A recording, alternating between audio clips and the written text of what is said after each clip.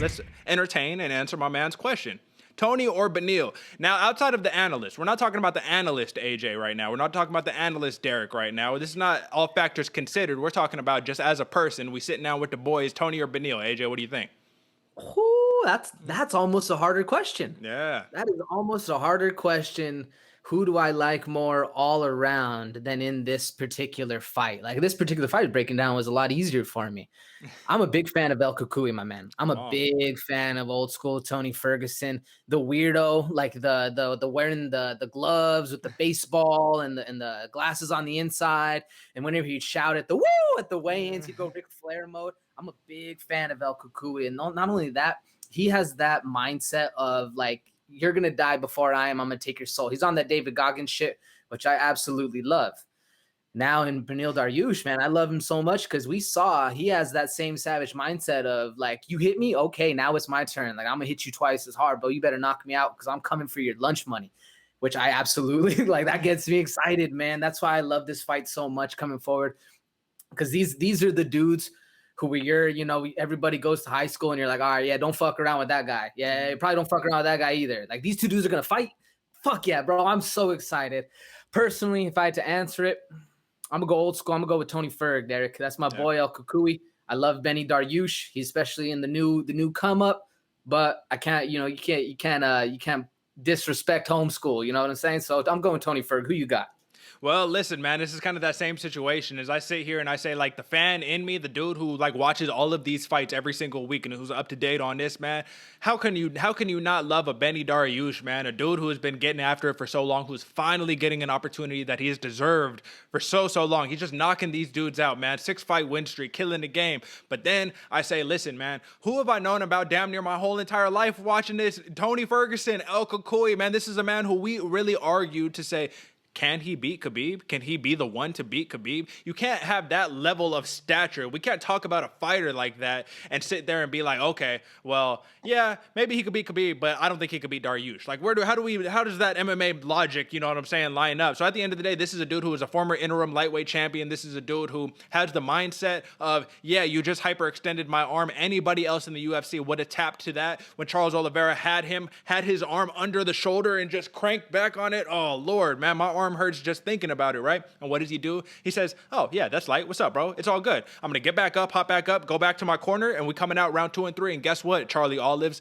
You can't finish me. I got one arm and you can't finish me. So for that reason, there's a mental fortitude that comes with Tony Ferguson that's a little bit different than Beneil Dariush. And the reason why I say this is unanalytical, right? This is just my personal, right? Just my home fan perspective. Tony Ferguson, El Kukui has that legitimate, I will die in this cage, man. I think that once again, think about this again, right? When it was it's like all these opportunities where it's like that gold belt is just dangled in front of him, right? Once again, you're fighting on the co-main for the lightweight championship. This is a dude who's supposed to be fighting for the championship. So I think that this dude is looking at it like, listen, man, everything happens for a reason. I'm just going to keep walking forward. I could do the speed bag with my elbows. I'm just a beast. Like, come on, El Kukui. So I got to go with you, man. We old school out here. We like, just like the David Goggins mentality, we love that El Kukui mentality, man. But time to put back our analytics hat back on, AJ. Number 5 ranked Tony Ferguson, who dropped 2 straight to Justin Gaethje and Charles Oliveira, is facing off against a Muay Thai black belt under Rafael Cordero in Beneil Dariush, man. He's a BJJ black belt, a BJJ World No-Gi champion in 2010, but Tony Ferguson is no slouch, man. This dude is throwing Imanari rolls, all types of craziness, because he is a 10th planet BJJ black belt under Eddie Bravo, man, the world-renowned Eddie Bravo. So let's talk about it, AJ. Tony Ferguson needs a win bad here, man. And he's talked about it himself. He's saying, listen, man, I let some things kind of go in bad directions. You know what I mean? I left some of my camp, some of my team that I've had with me for my whole entire career. But now he's trying to like fortify those relationships again so he can get back on into his winning ways, man. Let's not forget he was on a 12-fight win streak prior to losing these last 2, man. So this dude is an absolute savage. Who has an advantage on the ground as opposed to the feet, AJ? I think Tony Ferguson's going to have the advantage on the ground, man. We did see him get bullied in that. I know it's going to sound crazy, right? It's going to sound crazy because we saw him get bullied absolutely in that Charles Oliveira fight. When's the last time you've heard Tony Ferguson got bullied, right? Yeah. But that being said, man, I think that had to have something against him. You know, that had to have kind of like a Like, who am I? Like you said, a re-examination of everything you've been doing, and you got to get back to Tony Ferguson, man, rolling around like you said, a Minari roll Ferguson, man. But that being said, I think it's gonna sound crazy with me, so bear with me, Derek. But I think Dariush has the advantage on the hands, man. I think he can outstrike. He has a little bit more, not necessarily grit or determination, but kind of that factor of I'm down to play tag. Or don't get me wrong, even Tony Ferguson has that exact same thing. So it's almost hard to say one way or the other. Like in my mind, Tony Ferguson almost has all the advantages, right?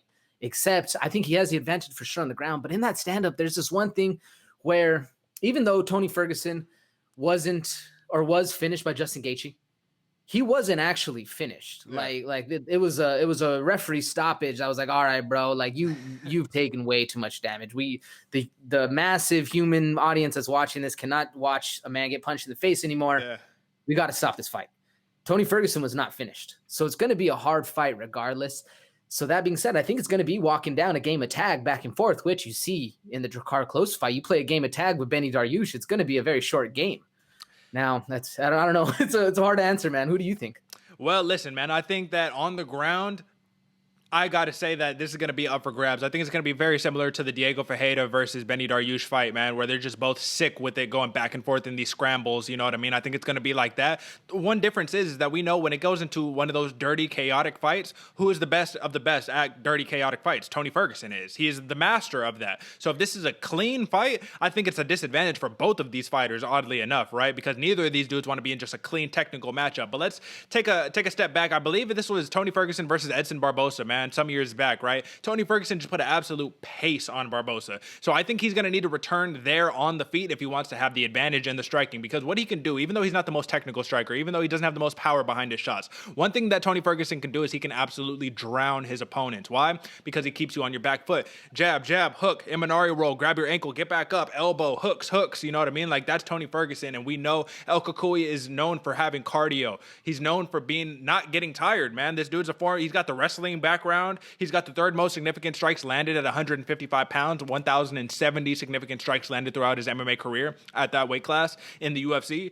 6-time fight of the night winner and a 3-time performance of the night winner. We know my man Tony Ferguson is going to bring it. We know this. That's not a question. Now the question comes down to Beneil Dariush has the 5th most control time at 155 pounds with 1 hour and 7 minutes of control time, man. He's a 4-time performance of the night winner and a 1-time fight of the night winner.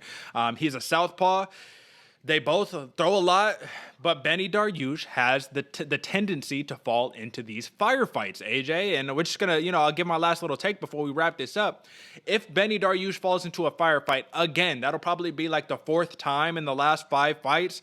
How many times can you do that successfully in this crazy game of combat sports before you don't end up successful in there, man? I honestly believe that you have like a certain luck in this MMA world, and the MMA gods at a certain point are going to say, all right, bro, just like Conor McGregor getting slept, man. It's only a matter of time until you're the one that gets starched. You can't just starch everybody forever unless you're Floyd Mayweather, right? That's like the only exception. Nonetheless, Beneil Dariush is the only one out of these two that actually actively shoots for takedowns. So he averages about 2 takedowns a fight at a 32% clip, which is actually very, very bad.